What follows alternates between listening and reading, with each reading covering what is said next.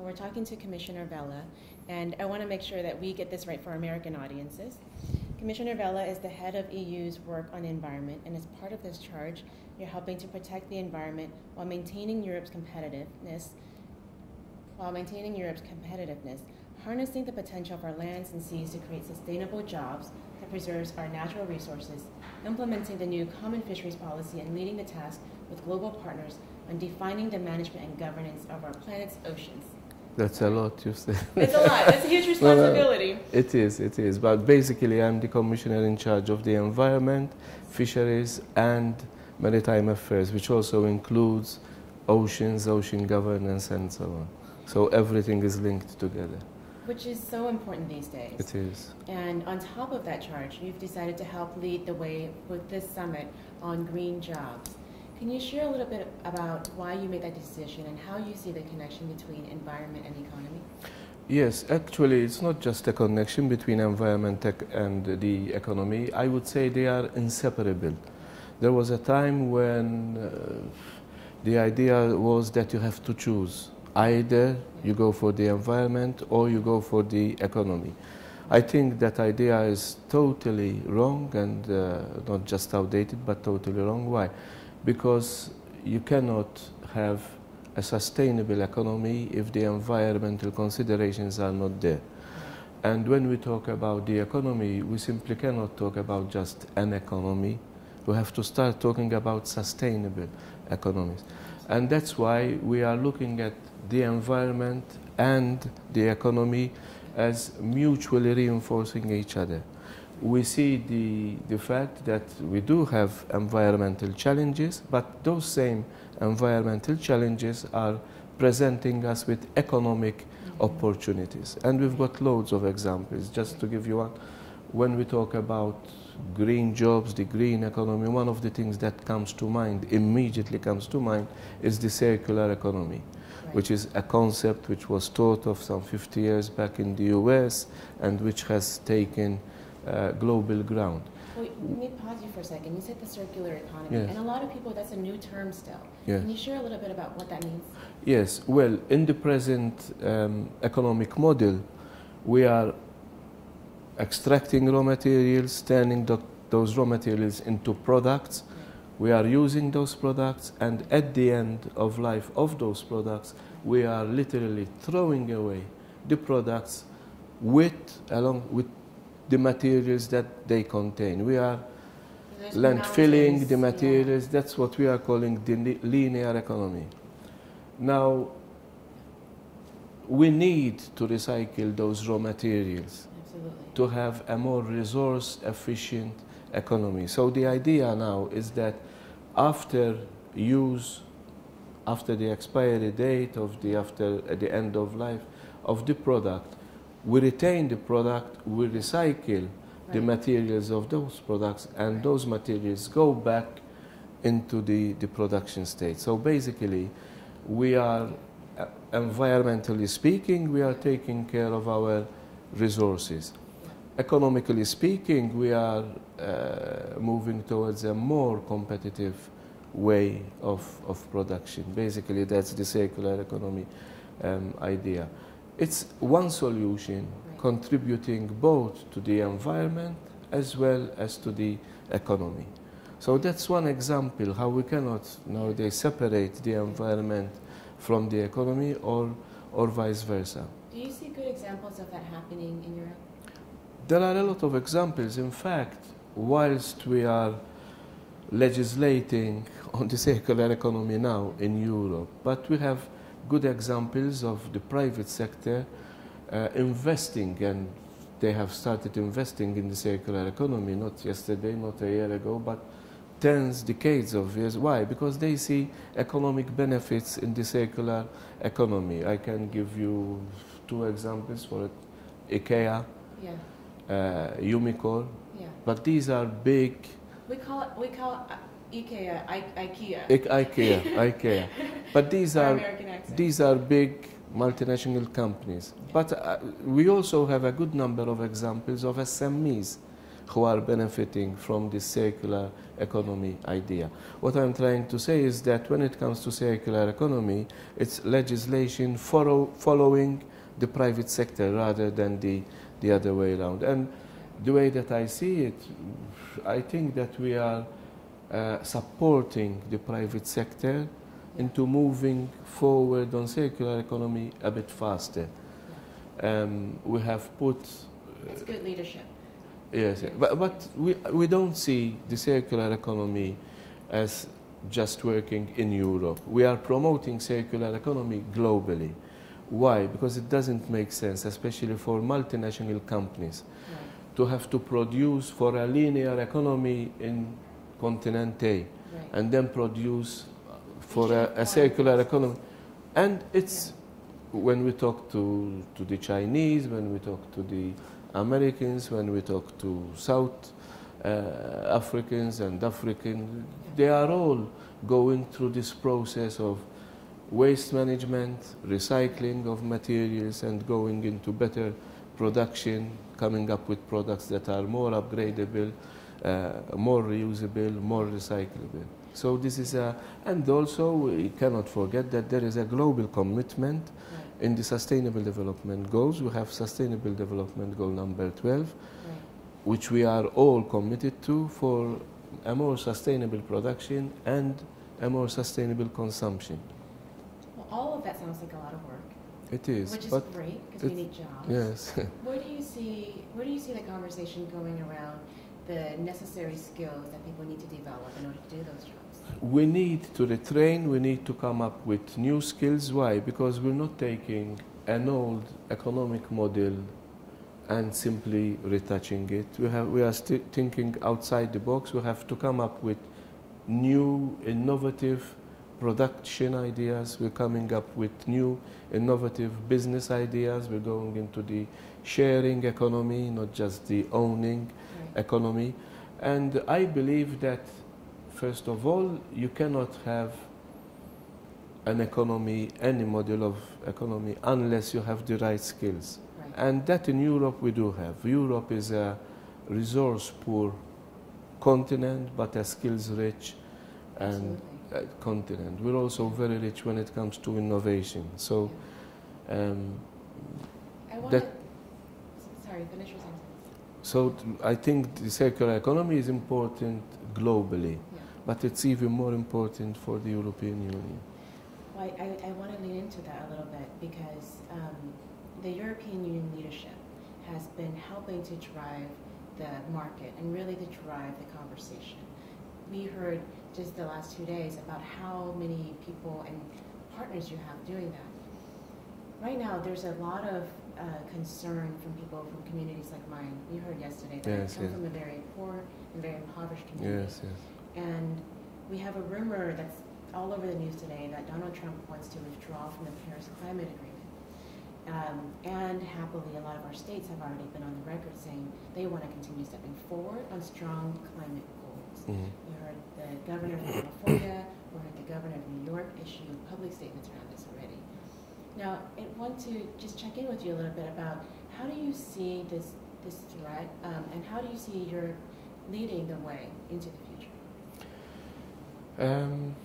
Without commenting straight on what Trump has decided to do, first of all, I have to remind everyone that there was a universal commitment to the SDGs. We discussed the SDGs, we committed ourselves to the SDGs, so we all have to implement what we committed to. And I think the reaction that Trump will have will be an internal reaction for sure, I expect, within the US as well. I expect so too. External to the US, I think that everyone was waiting to see what Trump will be doing, will be saying, will be committing or uncommitting to. But with everyone that I have spoken to, the idea is not, well, if the US, they don't stick to their commitments, we won't stick to ours. No.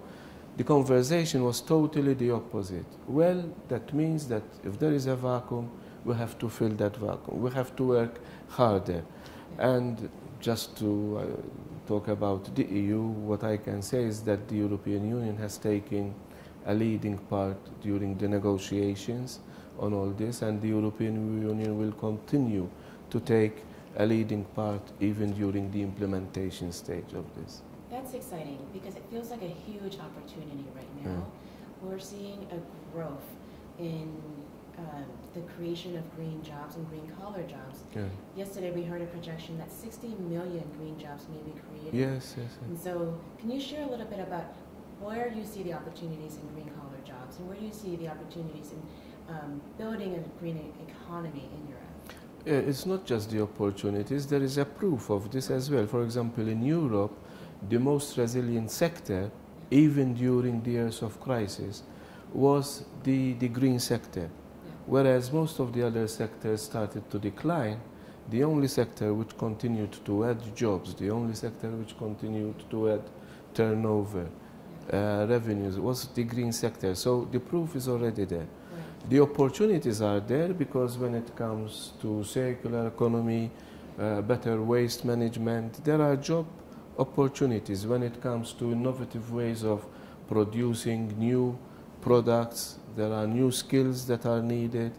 The sharing economy, which we are referring to, again, new business models, new opportunities. So we're very enthusiastic about this as well. And we've seen the numbers reflected as well in the United States when we had a recession in 2011. We began to see that the green sector was the one that kept steady and kept growing, and that the renewable energy jobs are growing 12 times faster. It's hard, I think, for many people to make that connection because oftentimes, especially in more conservative spaces, they think that environmentalism is taking away things. They think it's taking away opportunities or services, or taking away jobs. Can you help us share a little bit of what you've seen to work in building an island? Yes. First of all, and I think Americans know this much better than we Europeans do because the Americans are very good when it comes to marketing and competing. And I think that it is a fact that products which take into consideration the environment and products with environmental considerations will have a competitive edge over other non-sustainable products. And I think that on its own is a strong driver for all manufacturers, for all designers to go for greener products. Why? Because the consumers today realize what is green, what is not, what is sustainable, what is not. And at the end of the day, the consumer is king. He will choose, he will go for the more sustainable products, he will go for the greener products, and whether they like it or not, they have to follow. But they will like it, and they have already proven that they like it. Why? Because there is an economic benefit in this as well. If you are buying raw materials for your products, and if you can recycle those same secondary materials, so save money or earn money. You earn money, and the consumers will be benefiting as well. Why? Because we already have some companies in Europe, for example, who are saying with the introduction of circular economy in parts of our production, we have made a 10% saving on the cost of these products, whether it's a car or, and we will not retain those 10% savings, we will pass an amount of savings to the consumer by lowering the prices as well. So consumers will get better products, possibly at a cheaper price. Cheaper prices. And now we know that a lot of consumers have been wanting and demanding more responsible companies. This all sounds great, and this all sounds very exciting. Can I ask you, just as a last question, when you step back and look at all of the exciting things that you've seen in the last few days of conversation, and what will be in the next few days of conversation, we're looking at the greenest cities, we're looking at Essen, we're looking at a bunch of cities like Oslo that's doing great work.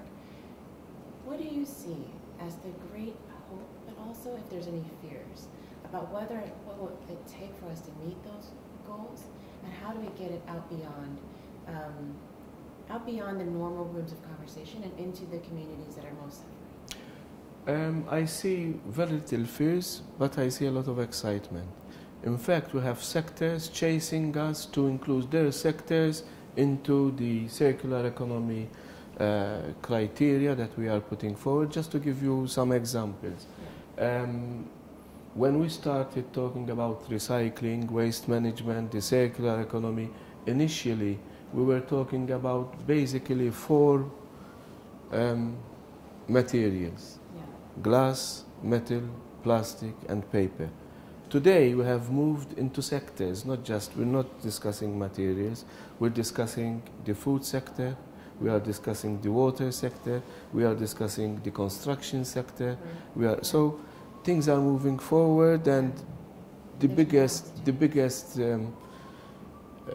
how do you say, not satisfaction, but the biggest encouragement that I get is seeing all the stakeholders. We have Business Europe, we have a number of entrepreneurs from SMEs to multinationals who have given their full support to this, I wouldn't even call it a concept, it's there, they have started. And a lot of private entrepreneurs have literally invested because they believe, and they have proven this concept. In fact, here I think at times we're not moving from concept to reality. The reality is already out there, and so there is a lot of encouragement and a lot of support from the people that matter, from entrepreneurs and from the private sector, because without the private sector, without the social partners, without the entrepreneurs, the green jobs, the circular economy, the sustainable growth of the economy will not turn into reality. Well, it sounds like the market is there and is inevitable, and the buy-in and the values are all aligned. This is all very exciting. Any last words that you want to share with people around what you're seeing here? And I think that people, especially consumers, should take the initiative to look more into what's happening and to make the right choices and to get as much information as possible. Why? Because the more informed our consumers are, the better choice they will do, and the better support they will be giving to this green growth, sustainable economy, green jobs. Vote with our dollars. Vote with our euros. Yes. Vote with our euros. Yes. Got to remember where I am. Well, thank you so much, Commissioner. This has been such an honor. We're moving towards green economy, but we need more green consumers as well. We need to use our green to vote the green. Yes. Well, green back to the U.S. Yes. Well, thank you so much. Thank you, and congratulations for your presentation yesterday, because it was quite, you spoke from the heart, and I think you gave a reality check as well.